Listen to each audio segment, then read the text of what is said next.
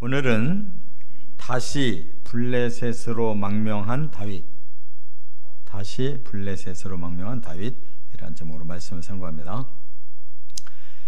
다윗이 처음 사울을 피해 도망갈 때도 이제 블레셋 나라로 가서 망명을 했습니다. 근데 그때 블레셋 가드 왕의 신하들이 다윗을 즉각 알아보고 오히려 반발하니까 그 자리에서 죽게 생긴 다윗이 꾀를 내서 미친 채 해가지고 풀려났어요. 그런데 이제 말기에, 이제 마지막 부분이에요.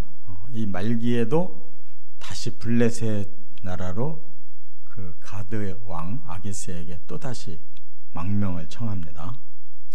왜냐하면 사울이 아무래도 중단을 하지 않을 걸 마음에 느끼니까 내가 아예 이스라엘 밖으로 나가야지 사울이 멈추지, 이스라엘 안에서는 언젠가는 반드시 잡히겠다, 이렇게 이제 느낀 거예요.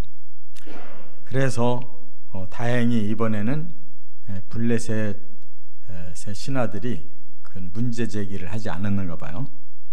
그래서 1년 4개월 동안 블레셋에서 망명생활 하다가 이제 결과적으로 풀려난 겁니다. 그런데 우리가 생각할 때, 아니 아무리 그래도 자기 목숨 구하려고 이방인의 나라에 가서 얹혀 있냐, 하나님 입장에서 볼 때는 굉장히 불합리해 보이실 거예요. 그런데 하나님이 한마디도 그런 말씀 안 하셨어요. 이게 상황윤리라는 거예요. 사람이 뭔가 의도적으로 블레셋 쪽을 선택해서 이렇게 적의 나라로 간다고 하면 그건 하나님이 당연히 말리실 거고, 거역하면은 하나님이 진노하실 일이지만, 지금 사울이 다윗을 죽이려고 하는 이런 악행에 대해서 방법이 없잖아요. 그러니까 하나님이 그 다윗이 블레셋에 가서 몸을 피신해도 하나님이 나무라지를 않으시는 거예요. 그러니까 하나님은 정말 그 중심이 그 동기를 보시는 거예요. 어떤 결과물을 가지고 판단하는 게 아니라 왜 그럴 수밖에 없는가. 그러니까 죄인까지도 하나님이 구원하시는 이유가 바로 거기에 있어요. 의도적인 범죄인가 우발적인 범죄인가를 하나님이 가리신다. 사탄은 아주 의도적인 범죄를 저질렀기 때문에 용서가 없어요. 회개하지도 않거니와. 그러나 사람은 사탄에게 속아서 범죄를 저질렀기 때문에 하나님이 용서하시려고 하는 거고, 또 회개하는 자는 용서를 받고 다시 회복된다, 그 말이에요. 그렇기 때문에 우리는 하나님의 관점을 잘 보고, 이렇게 왜 다윗은 일방적으로 이렇게 자꾸 편들어주나? 아니에요. 중심을 보고 그 동기에서부터 판단을 하시기 때문이다, 그 말입니다. 그래서 이제 다윗이 행한 일, 이제 세 가지 목적이 있어요. 첫째, 27장 1절부터 4절까지는 사울이 수색을 단념하게 했다는 거예요. 이것도 이제 다윗의 생각으로는 사울을 알기 때문에 차라리 사울이 계속 자기를 뒤쫓는 그런 괴로운 마음, 또 결과적으로 자기도 사울의 손에 목숨을 잃게 된다는 이 모든 상황을 다 받아들이고 블레셋으로 가고 싶은 마음이 어디 있겠어요. 원수의 나라인데. 그래도 거기에 아기스 왕과는 이상하게 통하는 점이 있었는지 서로가 이렇게 받아주는 관계였기 때문에 된 거예요. 그런데 생각을 해보세요. 이 다윗에게는 많은 식솔들이 있는 거예요. 군인들도 있고. 따르던 군인들이 600명이나 됐다고 그랬잖아요. 그러면 거기에 아내들, 자식들 얼마나 많겠냐고. 그러니까 그 군사와 식솔들까지 데리고 피난 생활을 한다는 게 얼마나 힘들겠어요. 그래서 계속 이제 피하는 방법을 쓰지만 그것이 이제 블레셋이 사울에게도 다윗에게도 최선책이라는 걸 알고 자신이 감수하는 것입니다. 그래서 예수님이 우리 제자들에게 가르쳐 주신 아주 중요한 원리가 있어요. 박해를 받을 때 어떻게 해야 될 거냐? 피하라고 그랬어요. 이게 성경의 원리입니다. 맞서 싸우지 말라는 거예요. 예수님도 그렇게 실천하고 사신 거예요. 그 이스라엘의 지도자들, 사두개파, 바리새파, 그리고 그들이 의회를 장악하고 그들이 제사장으로서 또 종교를 장악하고 그랬을 때 자기들에게 예수가 대적자가 되겠다, 그 잘못하면 우리 권력을 빼앗기겠다 싶으니까 이제 막 공격을 하고 결국은 그 총독에게 고자질해서 죽이게 만들잖아요. 근데 예수님이 물론 하나님의 계획이 예수님이 대신 죽어야 사람을 구원할 수 있으니까 하시는 일이지만 그 상황에서 사람의 입장으로 예수님은 한 번도 대적하지 않았다는 거예요. 그래서 그들이 행하는 대로 그대로 박해를 다 감수했어요. 이거 말하자면 피할 수 있으면 피하게 해주십시오 하고 하나님께 기도도 했잖아요. 그런데 피하는 것으로 끝날 일이 아니고 예수님은 대속의 그 십자가를 져야 될 분이기 때문에 다 받아들이고 십자가를 죽으셨어요. 결국 우리 성도들이 마찬가지로 우리들에게도 십자가가 있는데 우리 생각 같으면 뭔가 틀린 일이 있고 뭔가 악하게 나오는 사람이 있으면 맞서야 될 것 같은데 그렇게 하지 말라는 거예요. 그래서 죽는 것이 다시 사는 거고 지는 것이 이기는 것이다. 이게 성경의 진리예요. 그래서 초대교회에도 많은 신자들이 순교를 당한 거 뭐 바보여서가 아닙니다. 힘이 없어서가 아니에요. 하나님의 뜻에 순종할 때 저들이 우리를 죽인다 할지라도 우리는 다시 살아난다. 저들이 지금 이기는 것 같지만 오히려 지금 지는 것이 최후의 승리를 얻는 길이다. 이 하나님의 진리를 알기 때문에 감당한 겁니다. 두 번째, 27장 5절부터 7절까지 보면 블레셋에 시글락에 거주했다 하는 내용이 나와요. 이게 중요한 건데 블레셋에 들어가서 이제 가드 나라의 아기스 왕 밑에 이제 신하로 살면서 사람이 많으니까 그대로 가드 그 도시 국가에서 머물 수가 없어요. 그래서 다윗이 저 시골에 있는 작은 부락을 하나 허락해 주십시오. 그런데 내심 다윗이 알고 있는 곳이 시글락이라고 하는, 그러니까 가드 나라에서 한참 떨어져 있어요. 거리가 있고 그러면서 아주 시골이에요.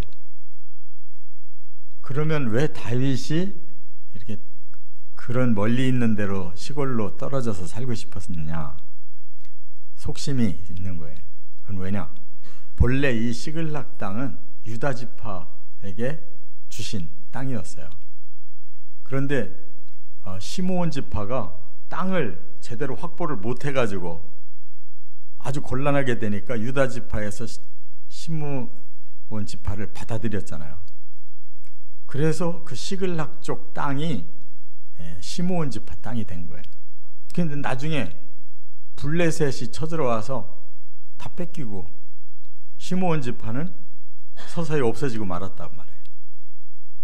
다윗이 그 모든 성경의 그 내력을 알고 있는 사람이기 때문에 바로 그쪽 지역에 한 곳을 주십시오 하니까 그 왕이 인심도 쓸 겸 자기들한테는 필요 없는 땅이잖아요. 그러니까 시글락을 딱 떼줬단 말이에요. 근데 다윗의 입장에서는 그것이 오히려 자기 나라의 땅을 되찾는 방법이고, 뿐만 아니라 블레셋 사람들과 거리를 멀리 둠으로써 그들의 우상 신앙을 따르지 않아도 되고, 또 세속 문명에 접하지 않게 자기 백성을 지키는 입장이 된 거예요.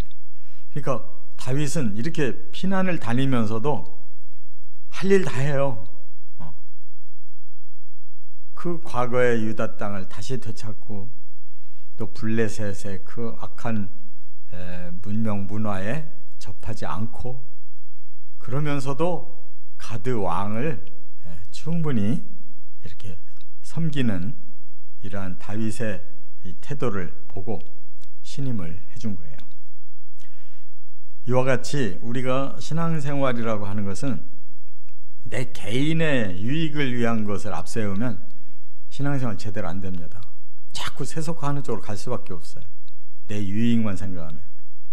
그런데 하나님이 주신 사명을 생각하면 오히려 이렇게 살 수 있어요. 다윗에게 시골이 졸 일은 없잖아요. 그러나 그 속에 들어있는 영적 의미를 알기 때문에 하나님께서 주신 유다 땅을 되찾고, 그리고 악한 문명을 멀리 떨어뜨리고, 이러한 영적인 목적을 앞세워서 이렇게 원했고, 그것을 인심 쓰는 듯이 주어서 받았다 그 말이에요. 이처럼 항상 우리 목적은 현실적인 이 세속에 관심을 두면 안 돼요. 하나님이 그냥 순조롭게 이렇게 돈도 주시고 출세도 하고 뭔가 이렇게 기회가 주시는 거는 좋지만, 우리가 그걸 자꾸 얻어내려고 목적을 두면 나중에는 그게 우리를 역공격한다. 그래서 명예도 권세도 재물도 성경은 초연하라는 거예요. 근데 그것을 그냥 무조건 악하다 멀리하라고 하는 게 아니고, 내 욕망이 세속적이었을 때는 그런 것을 추구하면 반드시 범죄하고 타락하고 잘못되는 것 하기 때문에 경계시키는 거예요. 그러나 하나님이 돈 자체가 악이라는 말을 안 하잖아요.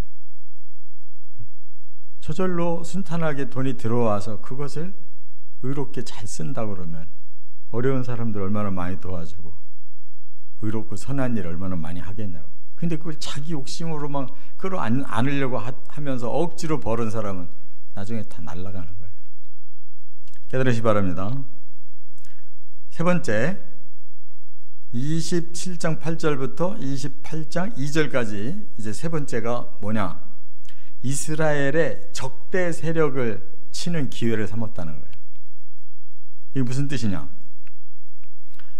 지금 블레셋에게 얹혀 살면서도 오히려 저 지방의 블레셋 지역을 슬슬 쳐가지고 아기스한테는 그 블레셋 사람 쳤단 말하면 큰일 나겠죠. 그러니까 엉뚱한 다른 유다 땅을 쳤다라고 말을 하지만, 실제로는 여기 본문 8절에 보면 다윗과 그의 사람들이 올라가서 그술 사람과 기르스 사람과 아말렉 사람을 침노했다 그랬어요.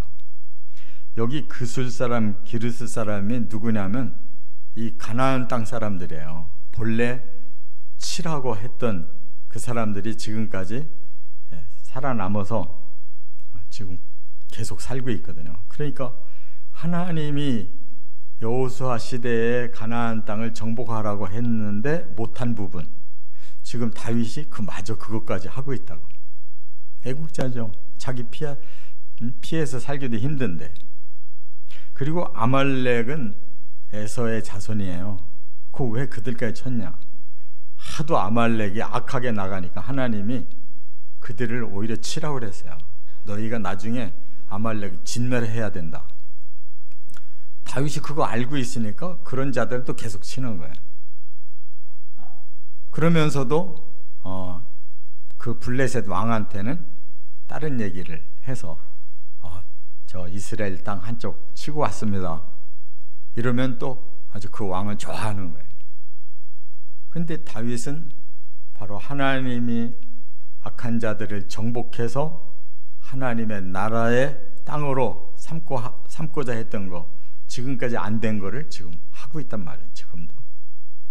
이게 진짜로 사명을 가진 사람이고 다윗이 꼭 필요한 인물이라는 것을 증명해 주는 거예요.